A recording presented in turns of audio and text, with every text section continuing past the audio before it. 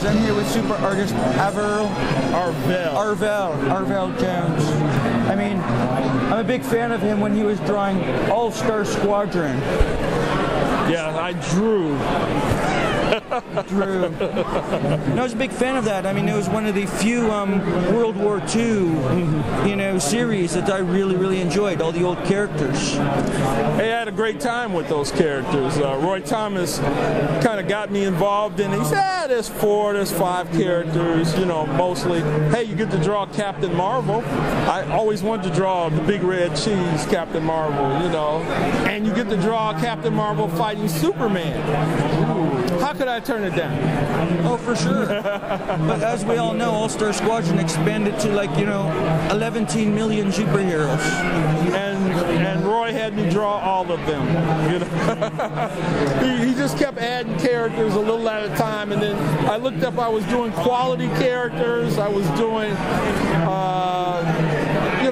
Just from all the defunct comic book companies that DC bought the rights to their characters. I was doing those as well as, imitations of characters like Will Eisner's Spirit. There was a character in All-Star Squadron that looked just like Will Eisner's Spirit, except he didn't wear the gloves. Right. He had the same blue outfit and the mask and everything. Had to do all those characters, and then all the World War II, and then some of Roy's iterations of World War II characters that really weren't in World War II, like Amazing Man. Yeah, it was created just for that. Yep. What was your favorite character that you worked on, or a group of characters? See, because you had your main core of Johnny Quick and. I did enjoy the relationship between Johnny Quick and Liberty Bell.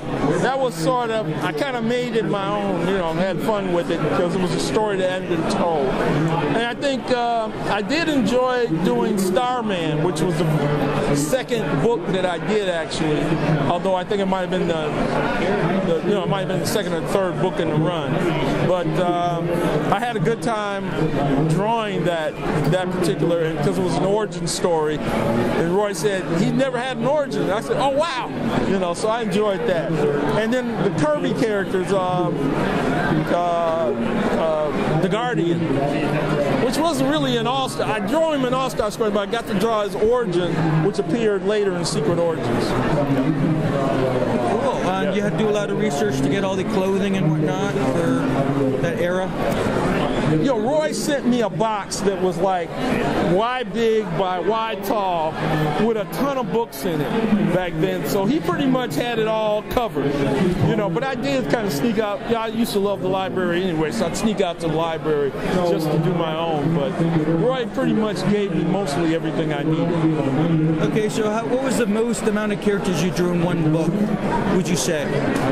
I don't know, maybe, I had to draw a roll call with all the All-Star Squadron. It meant practically every character in the DC universe from the 40s. And they were voting for something. I can't even remember what they were voting for. But that whole book was a ton of characters, maybe 100, Wow. Yeah.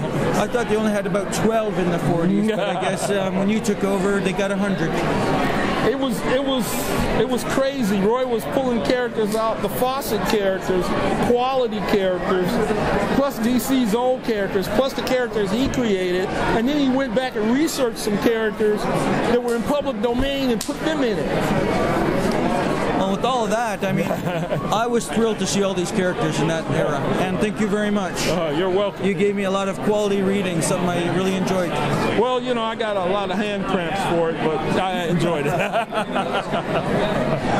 Right. Excellent, thank you very much. Okay. I can also show this, but he's actually using me as a model.